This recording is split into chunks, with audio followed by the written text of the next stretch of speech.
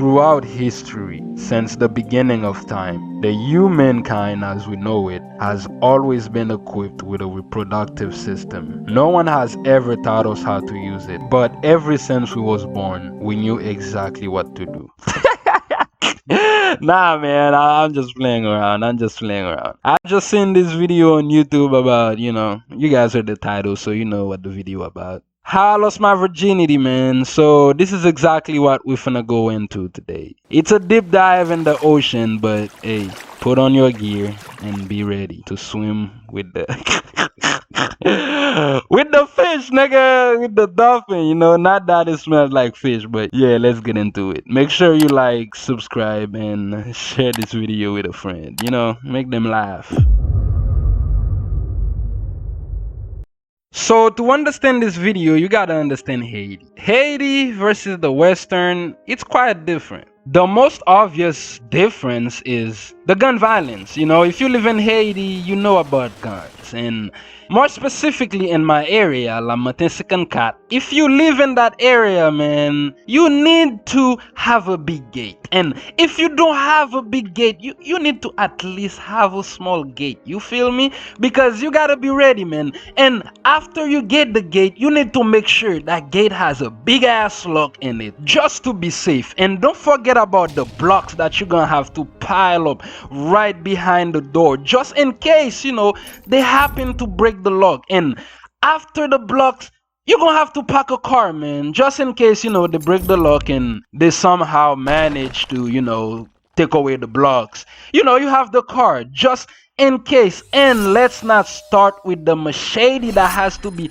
right underneath your pillow, or maybe behind the head of your bed. That's what some people do. Nah, nigga, that's what everybody in Haiti does, man. You gotta have a machete right underneath your pillow while you're sleeping, or right underneath your bed, just in case a nigga wanna try you, because the black is hot, man. And the second thing is the electricity. We do not have the privilege to have 24/7 electricity, which means that, you might be watching TV and that shit cut off, nigga. It's not hard to explain. We get blackouts, nigga, from time to time, almost all the time. And that's where the candles comes in. When there's no electricity in Haiti, we use candles to create lights. And this story happened that night, which means it was very dark. I don't know if it's a cultural thing, but in Haiti, around the afternoon when it's starting to get dark, everybody just sit in their backyard and tell each other jokes and have a fun time. So that kind of became the routine every time there is no electricity. But around that time, it wasn't just me, my brother, and my mom. There was this girl. She was kind of a runaway, ran away from her house. My mom, which is the most generous woman with the most kind heart I've ever met in my whole life, kind of, stumbled up on her and decided to take her in and do a good deed for the world. I was exactly 7 years old. I remember like it was yesterday. Every night when it's almost bedtime, my mom always tell my brother to go buy candles because we need lights, right?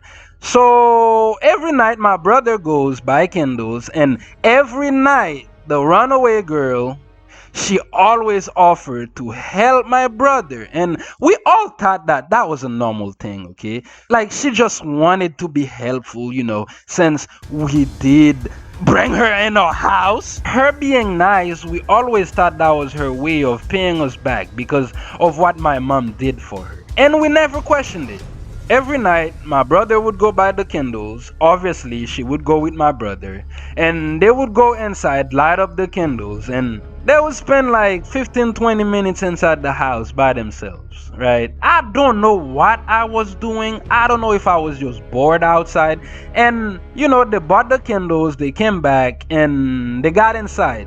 It was about 10 minutes. I was feeling bored. I went in the house, man. I went in and I was looking for these niggas. In the house, there was this little area where my mom always put her groceries.